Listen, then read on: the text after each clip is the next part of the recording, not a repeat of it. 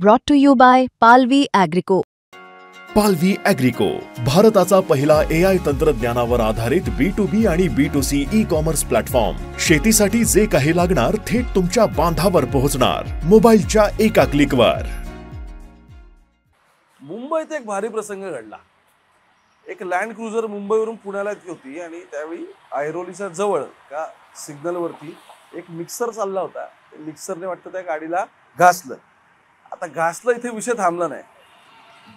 मिक्सरमध्ये ड्रायव्हर, त्यासोबत त्याचा क्लीनर आणि इकडे ह्या गाडीमध्ये लँड क्रुझरमध्ये सुद्धा 2 व्यक्ती बसल्या होत्या. यांची झाली बाचाबाची. यांनी ड्रायव्हरच्या सहकार्याला टाकला आपल्या गाडीत आणि म्हणाले आमच्या गाडीला फॉलो करते, पुढे पोलीस स्टेशनला जाऊ. असं म्हणेपर्यंत ही गाडी थेट तडक पुण्याला निघून आली.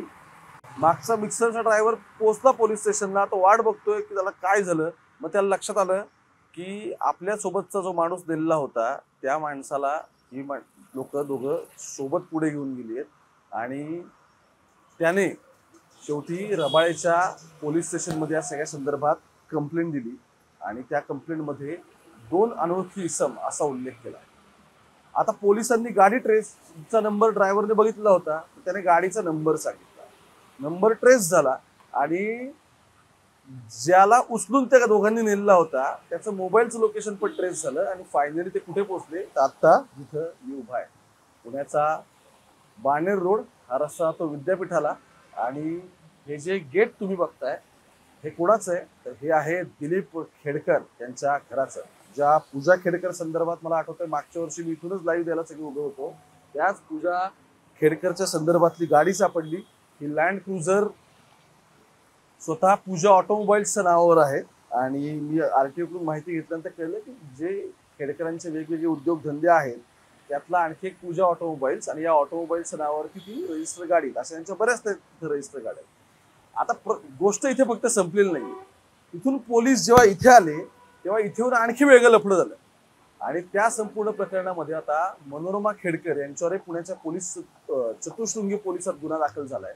एक्झॅक्टली हे सगळं प्रकरण काय आहे आणि आणखी एक क्लू आत्ताच तुम्हाला देऊन ठेवतो. तो असा आहे की या 2 व्यक्तींमधली एक स्वतः दिलीप खेडकर आहेत असं पोलीस सूत्रांचं म्हणणं आहे. मग असं असताना सुद्धा त्यांना अजून अटक का नाही झाली. त्यानंतर ऐरोलीपासून सुरू झालेलं, रबाळे पोलीस स्टेशनपासून सुरू झालेलं प्रकरण इथे आलं. चतुशृंगी पोलीस स्टेशनमध्ये नक्की काय गुन्हा दाखल झालाय आणि फक्त खेडकर दिलीप नाहीत तर मनोरमा खेडकर यांनी असं काय केलंय, नक्की काय घडलं की पोलीस आल्यानंतर त्यांनी गोष्टी घडल्यात, या सगळ्याचा हा माझ्याकडे असलेले डॉक्युमेंट. पहिली FIR आहे रबाळेची. तो गुन्हा काय, त्याचा सिक्वेन्स काय ते समजल्यानंतर मी चतुशृंगीच्या FIR वर जातो. तिथे मनोरमा खेडकरच्या अडचणीत वाढ काय झाली हे बघू. आणि सगळ्यात शेवटी जर पोलिसांना हे माहिती आहे तरी सुद्धा तिथे या 2 आरोपींच्या नावांमधला एक आरोपी आयडेंटिफाय झालेला असताना सुद्धा त्याचं नाव अजून अनोळखी इसम असंच का करतात पोलीस, या सगळ्या प्रश्नांची उत्तर जाणून घ्यायची. नमस्कार, मी ओंकार वाबळे आणि तुमच्या सगळ्यांचं मुंबई तकमध्ये स्वागत. काल संध्याकाळी बातमी येऊन धडकली. त्यानंतर आणखी जरा डिटेल्स त्यातले मी काढायचा प्रयत्न केला आणि त्यानंतर डिटेल्स काढल्यानंतर शॉकिंग गोष्ट उजाडली. ती काय, सगळ्यात आधी ते बघू. व्हिडिओच्या सुरुवातीला मी तुम्हाला थोडासा एक घटनाक्रम या सगळ्याचा सांगितला होता आणि त्या सगळ्या प्रकरणामध्ये म्हणजे जेव्हा ह्या दोघांची ऐरोलीच्या पुढे आल्यानंतर इथे बाचाबाची झाली तर कोणत्या चौकात झाली तुम्हाला तेही सांगतो.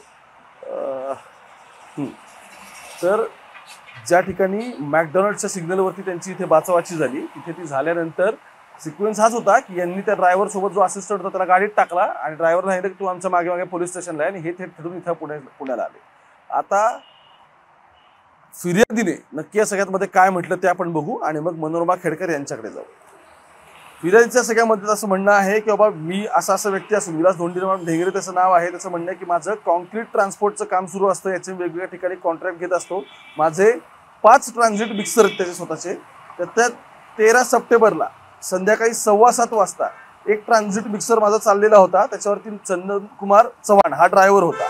आता या ड्रायव्हरने यावेळी मला फोन करून संध्याकाळी 7:15 सांगितलं की मुलुंड ते ऐरोली हायवेवर जाणाऱ्या लेनला मॅकडॉनल्डच्या सिग्नलवरती एक कार आडवी घुसलेली आहे आणि ती कार आपल्या ट्रकला घासली, म्हणजे आपल्या मिक्सरला ती कार घासली आणि घासल्यानंतर त्याच्यासोबत असणारा चालक व आणखी एका जोडीदाराने माझ्यासोबत भांडण केलं आणि मला पोलीस स्टेशनला चल असं सांगितलं. असं सांगून माझ्यासोबत जो हेल्पर होता प्रल्हाद कुमार त्याला त्यांच्या गाडीत बसवलं. आता त्यांच्या गाडीत बसवल्यानंतर त्याने ड्रायव्हर शहाणा होता, त्याने किमान ज्या गाडीत आपला सोबतचा पार्टनर बसल्याचा नंबर लक्षात ठेवला होता. नंबर होता MH12 RP 5000. खेडकरांच्या सगळ्या गाड्यांचे नंबर 5000 आहे. ते मला मागच्या वर्षी पूजा खेडकरचं प्रकरण कव्हर केल्यानंतर कळलं. अगदी ज्या ऑडीमध्ये तो अँबर लॅम्प होता, तो लॅम्प त्या गाडीचा नंबर ऑडीचा 5000च होता. पुढची काही सिरीज पुढे मागे असेल तेवढंच. एनिवे, मग त्याने मला असं कळवलं की त्यानंतर पुढे रात्री 8:30 वाजता माझा ट्रक चालक चंदन कुमार याने मला फोन करून सांगितलं की मी प्रल्हादला कॉल केला, पण तो तर रिंग वाजते, पण तो रिंग घेत नाहीये. आणि त्यामुळे मला असं वाटतंय की तो ज्या गाडीमध्ये बसला त्या कार चालकानेच त्याला त्यांच्यासोबत घेऊन गेलेले आहेत. आणि त्यानंतर मी ट्रकवरचा जो ड्रायव्हर आहे तो तिथे खारघरच्या हायवेवरती, मी जो तक्रारदार ज्याचे ते मिक्सर आहेत, तो त्याच्या खारघरला गेला, त्याला भेटला. तिथून ते पोलीस स्टेशनला आले आणि त्यांनी तक्रार दिली. मग त्यांनी असं म्हटलेलं आहे की माझा जो 22 वर्षांचा जोडीदार होता सोबतचा प्रल्हाद, त्याला जिथला कोणता तो राहणारा आहे त्याला सोबत हे 2 माणसं घेऊन गेली. त्यासोबत त्यांनी आम्हाला कोणते इन्फॉर्म नाही केलं आणि आम्हाला पोलीस स्टेशनला चला असं सांगून आमची फसवणूक करून त्याला ते तिकडे घेऊन गेले. कुठे घेऊन गेले माहीत नाही. मी त्या दोन्ही व्यक्तींना पाहिलेलं आहे. त्यांना प्रत्यक्षात बघितल्यानंतर मी त्यांना ओळखू शकतो. या स्टोरीचा पहिला पार्ट संपला. तो आता काय म्हणतोय की यांना मी बघितल्यानंतर ओळखू शकतो म्हणून. ठीक आहे, इथे एंट्री होईल दिलीप खेडकरांची, ती आता येणाऱ्या काळात आपण बघू.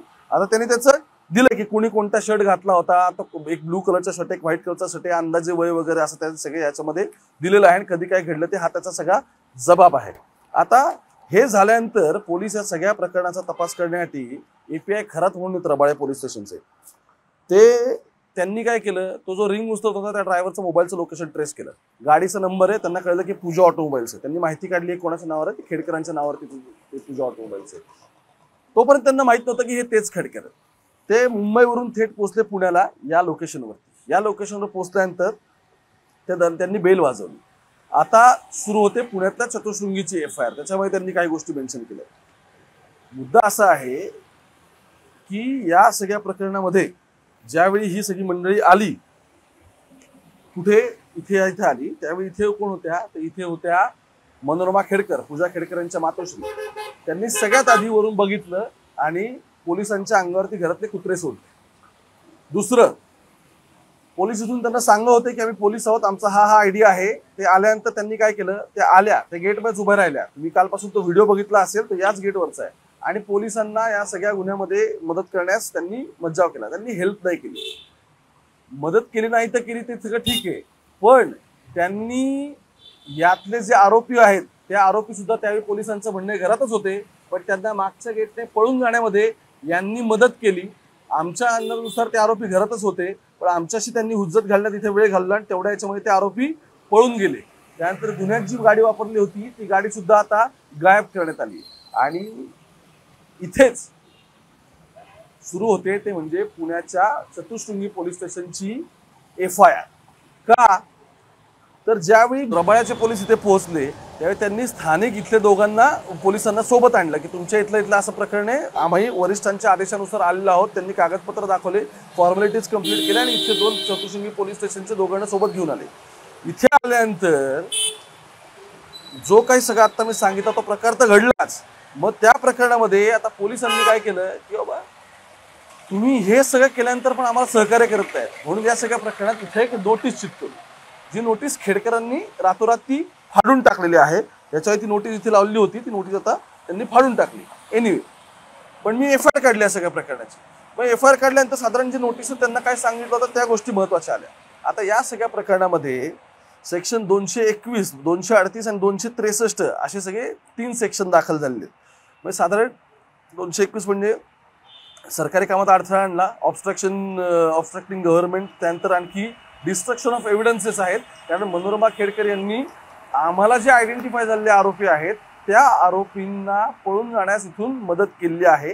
आणि दुसरं म्हणजे जी लँड क्रुझर सगळ्यात वापरली होती तर ती लँड क्रुझर सुद्धा आत्ताच्या घडल्या गायब आहे. आम्हाला ती गाडी सीज करता आलेली नाहीये जेव्हा आम्ही कारवाईला आलो तेव्हा. आणि तिसरं म्हणजे आणखी एक सेक्शन त्यात लावलंय, त्याचं काय ते preventing the arrest of other person. म्हणजे ज्या आरोपींना जे आम्हाला आयडेंटिफाय होत आहेत त्यांना आम्ही अटक करायला आल्यानंतर तुम्ही त्यांना पळून जाण्यात तर मदत केलीच, पण तुम्ही त्यांना अटक करण्यापासून आम्हाला प्रिव्हेंट केलं. असे सगळे सेक्शन या सगळ्यामध्ये दाखल झालेले आहेत. आणि सगळ्यात महत्त्वाचं काय याच्यातलं तर ज्या केसचा पोलीस तपास करायला आले होते ते त्यातलं सेक्शन आहे 137(2). म्हणजे काय तर ॲबडक्शन, थेट अपहरण करून माणूस तुम्ही मुंबईवरून इथे पुण्याला आणला, त्याला इथे खोलीत तुम्ही कोंडून ठेवला आणि आम्ही ज्यावेळी तिची सुटका करायला आलो, आम्ही ज्यावेळी गुन्ह्याचा तपास करायला आलो, त्यावेळी मात्र तुम्ही आम्हाला सहकार्य पण केलं नाही. आता इथपर्यंत हा सगळा झाला आत्ताचा घटनाक्रम आणि या 2 FIR या सगळ्या आधी. सुरुवातीला मी ज्या नावाचा उल्लेख केला होता, नाव दिलीप खेडकर. दिलीप खेडकरांचं नाव अजून कागदोपत्री एस्टॅब्लिश झालेलं नाही, पण पहिल्या FIR मध्ये 2 अनोळखी इसमांचा या FIR मध्ये असा उल्लेख आहे. पोलिसांनी ज्यावेळी व्हाईट शर्ट मधला माणूस कोण होता हे त्याला विचारलं, त्याला फोटो दाखवला, तर संबंधित माणसाने तो आयडेंटिफाय केला. असं असताना सुद्धा आता पुण्याचे पोलीस खेडकर यांच्या विरोधात थेट तक्रार दाखल का नाही करते किंवा त्यांचंच हेच ते होते हे आयडेंटिफाय का नाही करते, त्याचं सगळ्यात महत्वाचं कारण असं आहे की FIR जर अपडेट झाली आणि तो माणूस आयडेंटिफाय झाला, जर त्यांनी आता कागदोपत्री आणला, तर दिलीप खेडकर लगेचच अटकपूर्व जामिनाला अप्लाय करू शकतात. त्यामुळे जरी हे आयडेंटिफाय झालेलं असलं तरी सुद्धा या संपूर्ण तपासात इन्व्हेस्टिगेशन पुढे जाऊन ते कुठे आहेत ते त्यांना शोधून त्यांच्याकडून माहिती घेऊन आणि थेट त्यांच्या समोरासमोर जबाब होऊन आणि त्यानंतर ज्याच्यासोबत असं घडलंय त्याने त्यांना आयडेंटिफाय करूनच ही प्रक्रिया पुढे जर गेली तर त्यांना अटक करण्याचे किंवा त्यांना पोलीस कस्टडी मिळण्याचे चान्सेस जास्त राहतात, असं पोलीस सूत्रांचं म्हणणं आहे.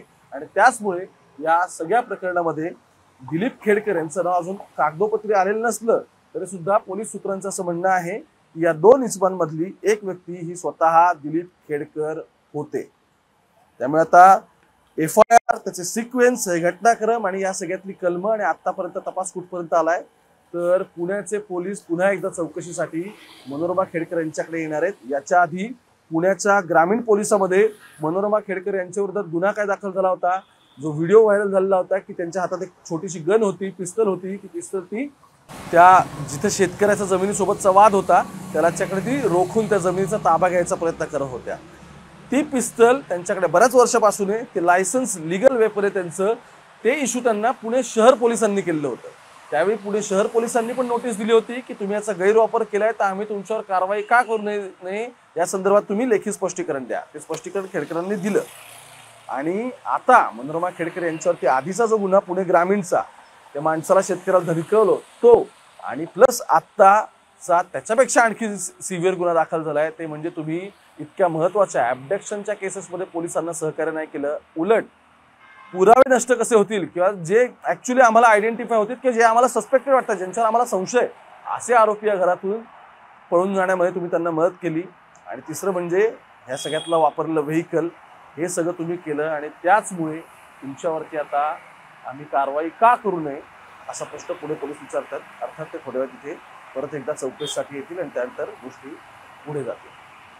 पण तुम्ही मुंबई तक पाहत राहा. या सगळ्या प्रकरणातल्या आणि जितक्या वेगळ्या घडामोडी असतील तर तुमच्यापर्यंत पोहोचवायचा प्रयत्न करणार आहे. कॅमेरा पर्सन गोपाळ सोबत ओंकार वाबळे आज या बाणेरच्या रोडवर.